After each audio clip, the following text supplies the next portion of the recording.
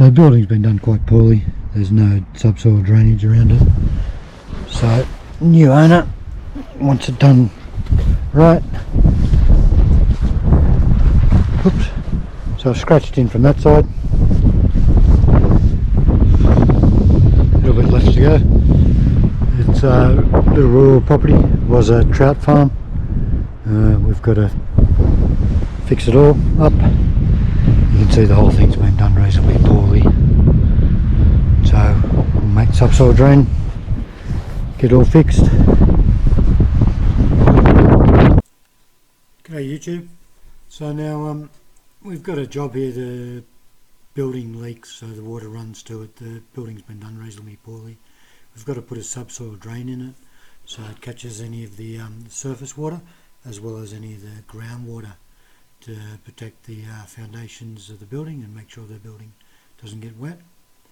So my mate, the builder on the project, so I've been given the task of the drainage and fixing up the property.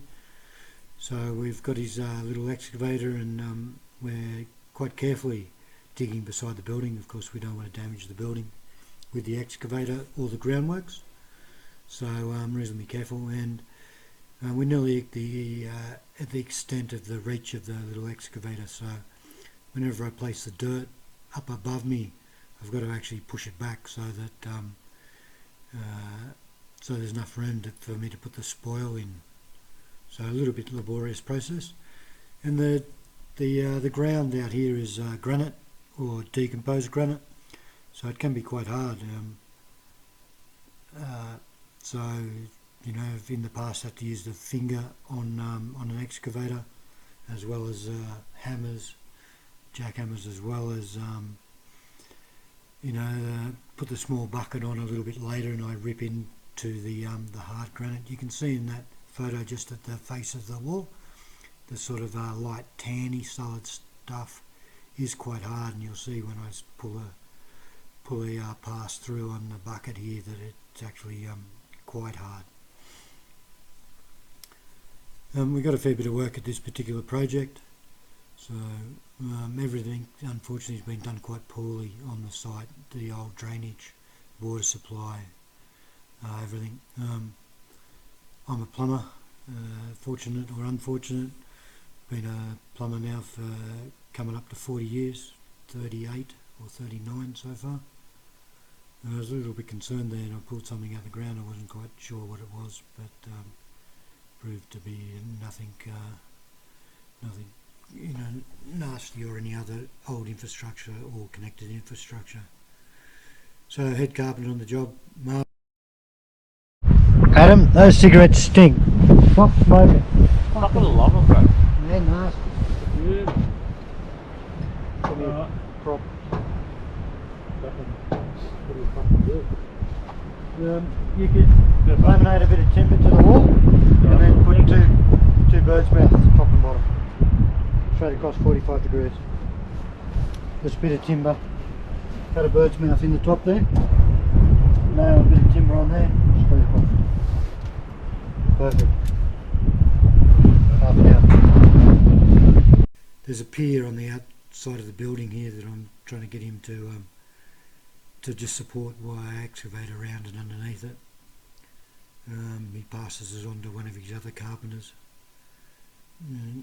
Wasn't quite what I'd asked for, but it still was good enough to support that outrigging part of the roof. There's not much load on the roof, but you know, we don't want to damage anything or make more work for ourselves as well, or change the roof. The roof's just nailed down with big washers and old roofing nails. So if the ceiling joist or the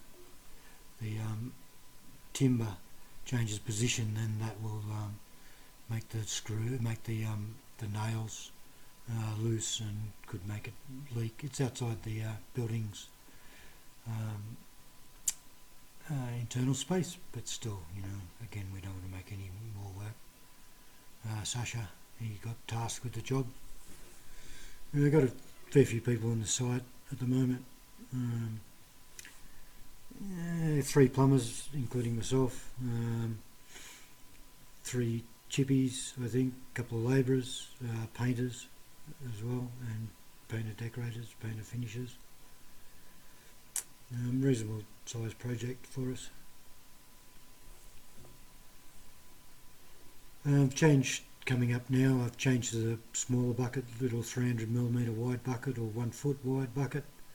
The only problem with this machine is there's a little sort of bolt driven hydraulic little ram that holds the back of the bucket on, and it's actually laborious.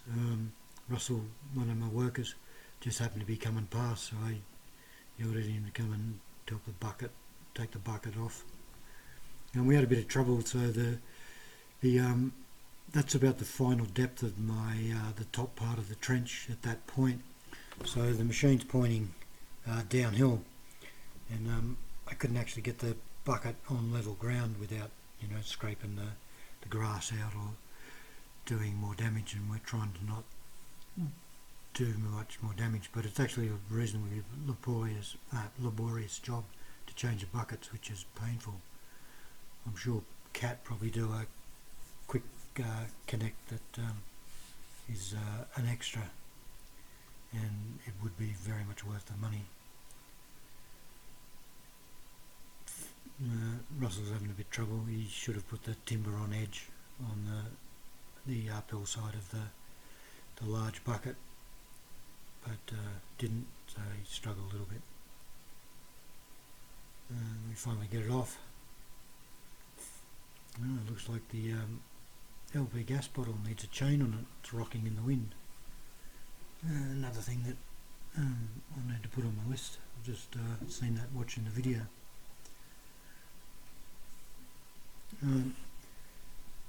So if we ever get the pin out, we can change the little bucket. I've driven the machine a bit, but not a giant amount. But I've been on the front side of it for, like I say, 38 years, so I've got a good idea of what I want the machine to do and what they're actually capable of.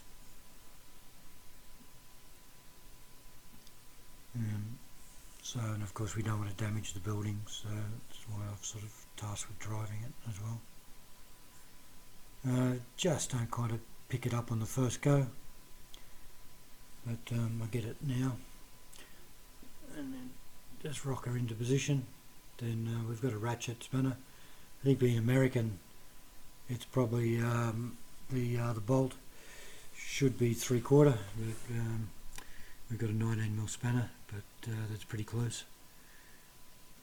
You can see that I've actually got a reasonable way up the bank.